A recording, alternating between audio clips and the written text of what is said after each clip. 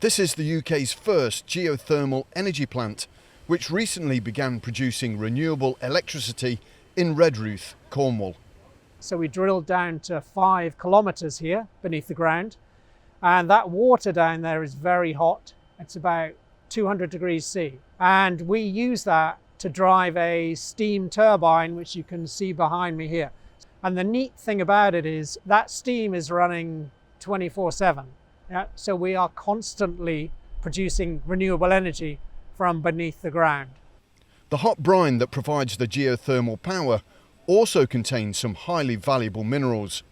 Dissolved within that very hot water, we have concentrations of lithium which is double what we see in the nearest comparable resource in Germany.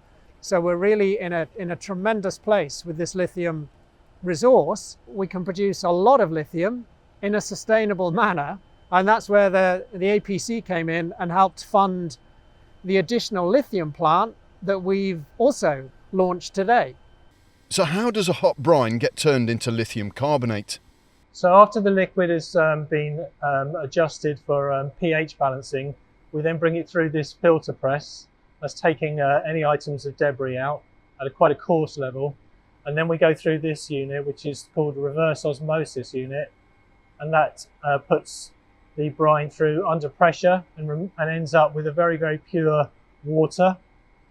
That then goes into our direct lithium extraction unit, which is in our other building. And once the lithium's been extracted, it comes into here. And these are our carbonation vessels. And what will happen in there is there's a chemical reaction, and the brine will come out of its solution. And we then extract the carbonate and end up with a product like this. This is the first UK lithium carbonate produced from deep geothermal brines. The lithium production demonstration plant was supported by a grant from the government's Automotive Transformation Fund, also known as ATF.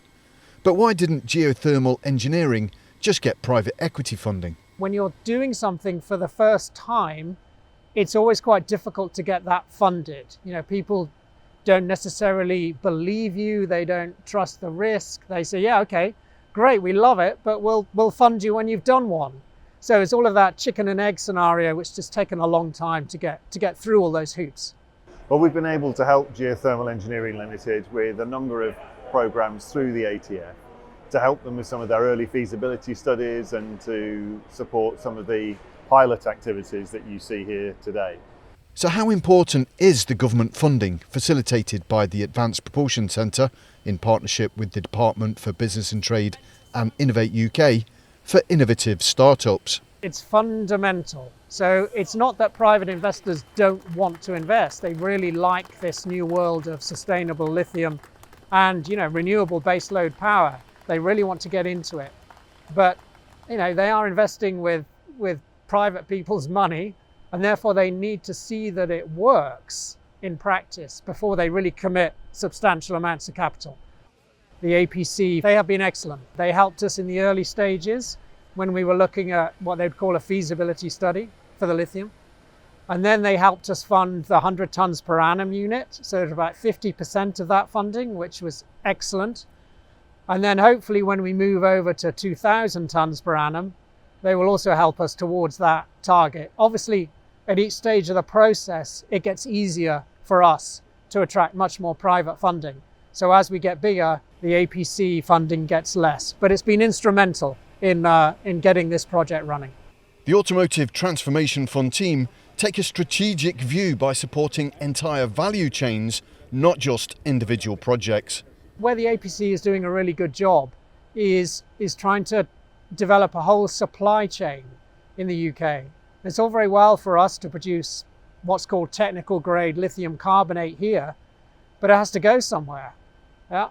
And where the APC is trying to make strategic investments is to help that whole supply chain develop in the UK, so we can produce carbonate here, that can then be refined to battery grade, and then that's moved into the battery production chain. We can start to stitch together those supply chains to make sure that we have resilient, cost-effective and environmentally compatible supply chains for the intense materials use that the new energy transition and electrified vehicles in particular will need. The government's critical mineral and industrial strategies are also improving investor confidence in the UK's transition to low carbon transportation. The fact that the government has set some targets for lithium production in the UK, it just sends a message to private investors that the UK is serious about developing this resource. That messaging is really critical. So what next for Geothermal Engineering's lithium production? We will expand just at this site alone to 2,000 tonnes per annum. We have more sites in Cornwall with planning permission. So very quickly we get up to the tens of thousands of tonnes per annum. So it is a significant amount in terms of shifting the needle on the UK's demand and obviously domestic supply. To find out more about Geothermal Engineering's lithium production, the work of the Advanced Propulsion Centre and the funding opportunities available through the government's Drive 35 programme, visit apcuk.co.uk.